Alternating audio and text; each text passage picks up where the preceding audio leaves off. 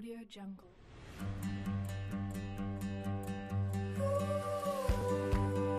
Assalamualaikum warahmatullahi wabarakatuh. Selamat pagi anak-anak. Bagaimana kabar kalian? Bapak harap kabar kalian baik-baik saja ya. Pada pembelajaran hari ini kita akan mempelajari mengenai sistem pernapasan pada manusia.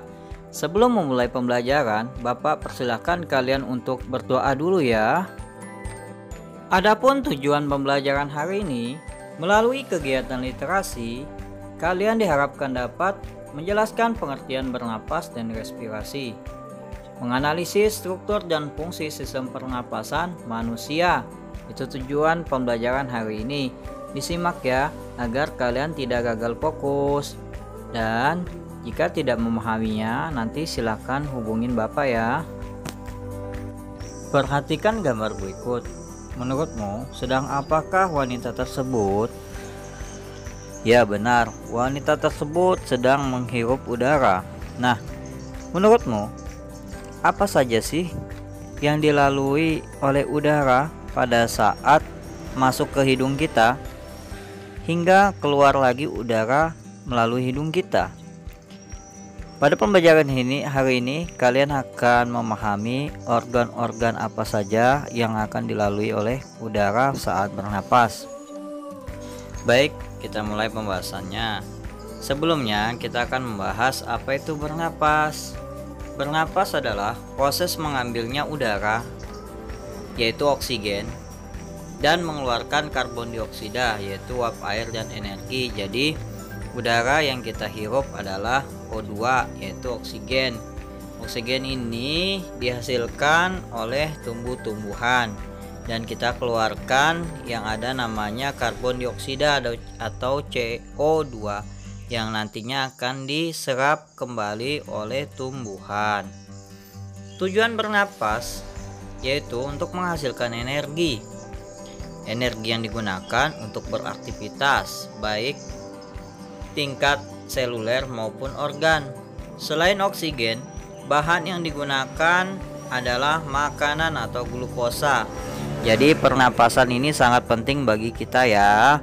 Makanya kalian harus menjaga kesehatan selalu ya. Selanjutnya yaitu respirasi. Respirasi merupakan proses pertukaran gas yang terjadi di dalam tubuh makhluk hidup. Jadi kita menghirup O2 atau oksigen, nanti akan bertukar prosesnya di dalam tubuh kita di bagian organ tertentu, yang mana nanti keluarnya menjadi karbon dioksida yaitu CO2. Adapun proses respirasi terbagi menjadi 3. Yang pertama yaitu ada namanya bernapas atau ventilasi paru-paru yang Bapak jelaskan seperti tadi, yaitu proses menghirup udara inhalasi dan menghembuskan udara eksalasi yang melibatkan pertukaran udara antara atmosfer dan dengan alveolus paru-paru. Sedangkan yang kedua adalah respirasi eksternal, yaitu pertukaran gas-gas antara alveolus paru-paru dengan darah di dalam pembuluh kapiler paru-paru. Sedangkan yang ketiga yaitu respirasi internal, pertukaran gas-gas antara darah di dalam pembuluh kapiler jaringan tubuh dengan sel-sel atau jaringan tubuh. Ini ya, ini namanya respirasi. Jadi ada 3 proses dasar dalam respirasi manusia. Selanjutnya Bapak akan membahas mengenai saluran pernapasan. Saluran pernapasan merupakan saluran yang kontinu berupa tabung yang dikelilingi otot. Saluran pernapasan menyalurkan udara dari luar tubuh ke dalam tubuh. Ya, saluran pernapasan yang pertama itu adalah hidung, rongga hidung ya. Dan nanti berakhir pada rongga hidung lagi pada saat udara itu keluar. Pembahasan selanjutnya yaitu mengenai organ pernapasan manusia. Gambar tersebut menunjukkan susunan organ-organ dalam sistem pernapasan. Organ penyusun sistem pernapasan tersebut dapat dikelompokkan berdasarkan struktur maupun fungsinya. Secara struktural, sistem pernapasan tersusun atas dua bagian utama. Yang pertama yaitu sistem pernapasan bagian atas, meliputi hidung dan faring. Yang kedua, sistem pernapasan bagian bawah, yaitu meliputi laring, trakea, bronkus, dan paru-paru. Ingat ya, kalau secara struktural dia terbagi menjadi dua. Yang pertama sistem pernapasan bagian atas, yaitu hidung dan faring. Yang kedua sistem pernapasan bagian bawah, meliputi laring, trakea, dan bronkus serta paru-paru. Sedangkan secara fungsional, sistem pernapasan tersusun atas dua bagian utama juga. Yang pertama ada namanya zona penghubung. Zona penghubung tersusun atas rangkaian rongga atau saluran yang saling terhubung baik di luar maupun di dalam paru-paru.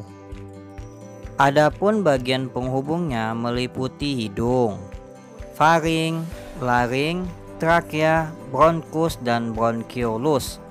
Fungsi dari bagian penghubung yaitu menyaring, menghangatkan, dan melembabkan udara, serta menyalurkan udara menuju paru-paru. Yang kedua, secara fungsional yaitu zona respirasi, tersusun atas jaringan dalam paru-paru yang berperan dalam pertukaran gas, yaitu alveolus. Diingat itu ya anak-anak.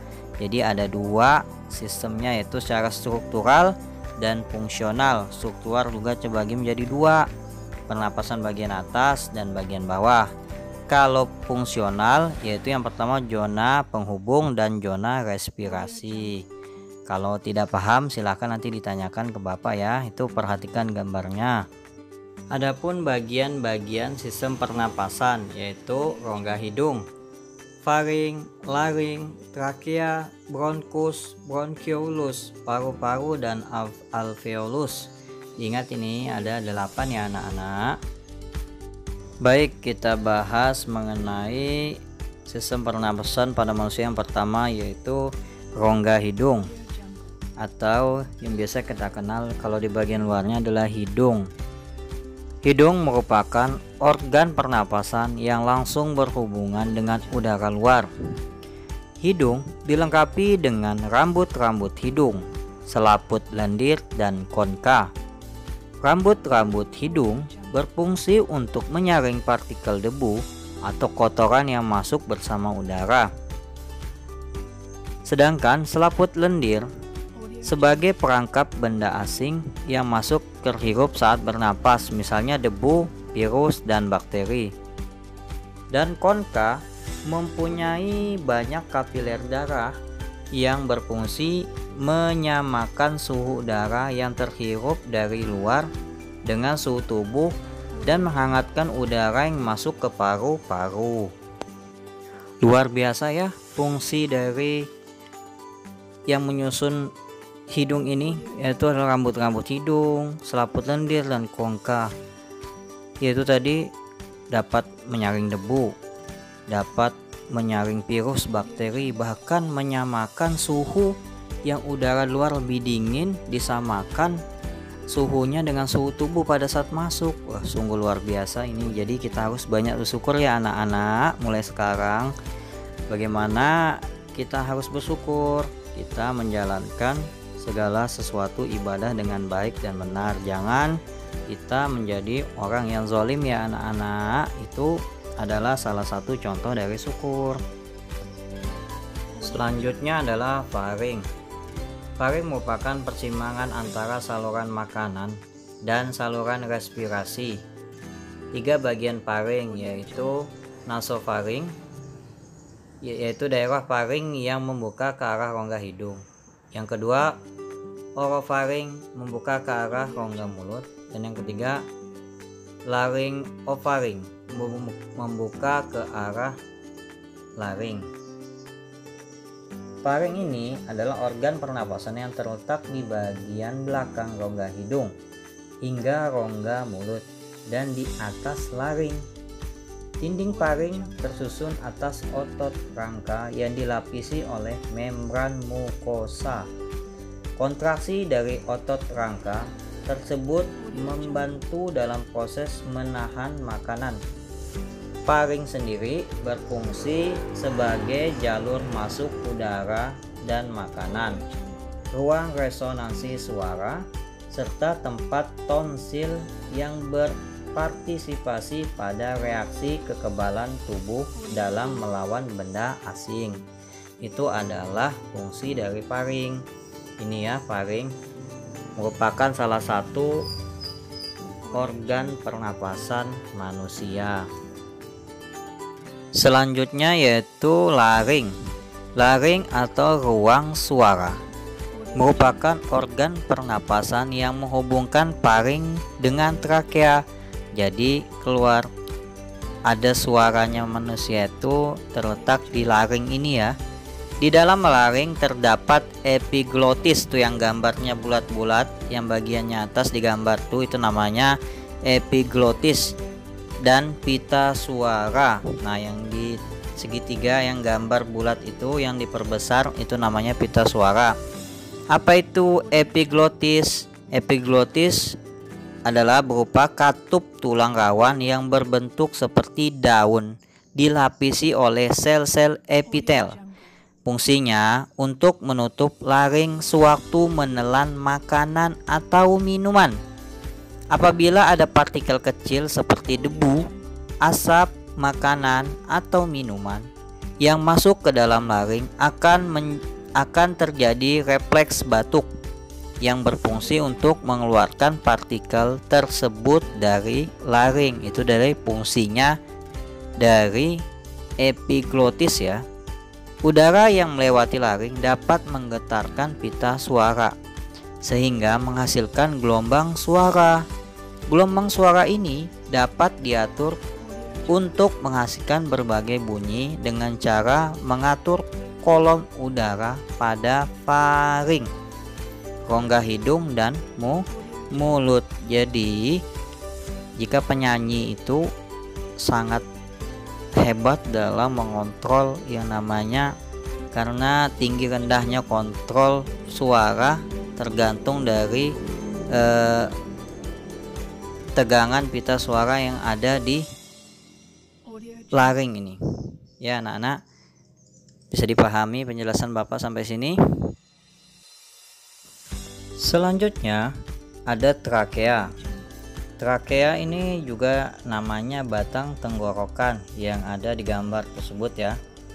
Udara yang masuk ke laring selanjutnya masuk ke trakea tuh. Laring dilanjutkan ke trakea. Trakea sendiri adalah saluran yang menghubungkan laring dengan bronkus. Trakea memiliki panjang 10-12 cm dan lebarnya 2 cm. Dindingnya tersusun dari cincin-cincin tulang, yaitu cincin-cincin tulang rawan ya, dan selaput lendir yang terdiri atas jaringan epitelium bersilia. Fungsi silia pada dinding trakea untuk menyaring benda-benda asing yang masuk ke dalam saluran pernapasan. Ini namanya trakea ya anak-anak, diingat. Selanjutnya, sistem pernapasan pada manusia yaitu adalah bronkus. Pada bagian paling dasar dari trakea bercabang menjadi dua. Percabangan trakea tersebut dengan bronkus. Masing-masing bronkus memasuki paru-paru kanan dan paru-paru kiri. Struktur bronkus hampir sama dengan trakea, tetapi lebih sempit. Bentuk tulang rawan bronkus tidak teratur, tetapi berselang-seling dengan otot polos. Itu yang bercabang lebih kecil itu namanya bronkus ya, digambar tuh anak-anak. Yang berwarna kuning digambar itu ya. Nah, jadi kalian sudah paham ya yang mana namanya bronkus di dalam paru-paru. Selanjutnya yaitu bronchiolus. Di dalam paru-paru bronkus bercabang-cabang lagi. Bronkiolus merupakan cabang-cabang kecil dari bronkus. Nah, coba kalian perhatikan itu. Ini adalah gambar paru-paru sebelah kiri ya. Jadi pada saat percabangan bronkus bercabang lagi yang lebih kecil-kecil, itu namanya bronkiolus. Pada ujung-ujung bronkiolus terdapat gelembung-gelembung yang sangat kecil dan berdinding tipis yang disebut dengan alveolus. Kalau satu-satu namanya alveolus, tapi kalau semuanya disebut yang dinding tipis tadi, berjamaknya disebut namanya alveoli ya. Jadi ini adalah bagian dari isi dari paru-paru kita ya. Jadi cabang utamanya bronkus pada saat bercabang, cabang-cabang kecilnya bronkiolus. Selanjutnya yaitu paru-paru. Paru-paru merupakan alat pernapasan utama. Paru-paru terbagi menjadi dua bagian. Paru-paru kanan yang disebut dengan pulmodexter yang terdiri atas 3 lobus, dan paru-paru kiri yaitu pulmosinister yang terdiri atas 2 lobus. Paru-paru dibungkus oleh selaput rangkap 2 yang disebut dengan pleura. Pleura berupa kantung tertutup yang berisi cairan limpa. Pleura berfungsi melindungi paru-paru dari gesekan saat mengembang dan mengempis. Di dalam paru-paru terdapat bagian yang berperan dalam pertukaran gas oksigen dan karbon dioksida, yaitu alveolus. Jadi pertukaran gas itu di dalam paru-paru terjadi pada alveolus, yaitu tadi itu ya, yang terdapat di bronkiolus. Yang terakhir adalah alveolus. Nah, ini alveolus, yaitu tempat pertukaran gas oksigen dan menjadi karbon dioksida. Yaitu perhatikan gambar itu. Dinding alveolus tersusun atas satu lapis jaringan epitel pipih. Struktur yang demikian memudahkan molekul-molekul gas melaluinya. Dinding alveolus berbatasan dengan pembuluh kapiler darah, sehingga gas-gas dalam alveolus dapat dengan mudah mengalami pertukaran dengan gas-gas yang ada di dalam darah. Adanya gelembung-gelembung alveolus memungkinkan pertambahan luas permukaan untuk pertukaran gas. Luas permukaan alveolus 100 kali luas permukaan tubuh manusia. Bayangkan, itu luas sekali kan? Besarnya luas permukaan seluruh alveolus dalam paru-paru menyebabkan penyerapan oksigen lebih efisien. Mekanisme pertukaran gas oksigen dan gas karbon dioksida telah kamu pelajari pada bab 7 tentang tekanan zat dan penerapannya dalam kehidupan sehari-hari. Jadi seperti ini ya sistem pertukaran gas ya, akhirnya berada pada tahap air di alveolus. Bayangkan tadi luasnya kalau dijabarkan 100 kali luas permukaan tubuh manusia loh. Nah, tadi itulah penjelasan materi tentang hari ini. Kita bayangkan ya betapa luasnya, betapa luar biasanya ciptaan Allah Subhanahu wa taala ini ya. Dari kita bahas mengenai hidung sampai dengan alveolus memiliki fungsi yang luar biasa dalam perjuangan memudahkan manusia untuk bernapas. Nah, jadi kita makhluk hidup yang sudah diberikan sumber pernapasan ini, baiklah kita jaga dengan sebaik mungkin paru-paru kita. Ya, yang bagi yang belum merokok jangan merokok, bagi yang sudah merokok belajar untuk tidak merokok. Sayangilah paru-parumu agar kesehatanmu selalu terjaga. Dan jika ada yang tidak dipahami dari penjelasan Bapak hari ini, silahkan tanyakan Bapak melalui WhatsApp Japri ya. Ingat, yang belum subscribe dulu ya, agar YouTube Bapak ini terus berkembang dan Bapak tambah semangat dalam membuat konten-konten pembelajaran. Bapak akhiri, Assalamualaikum warahmatullahi wabarakatuh.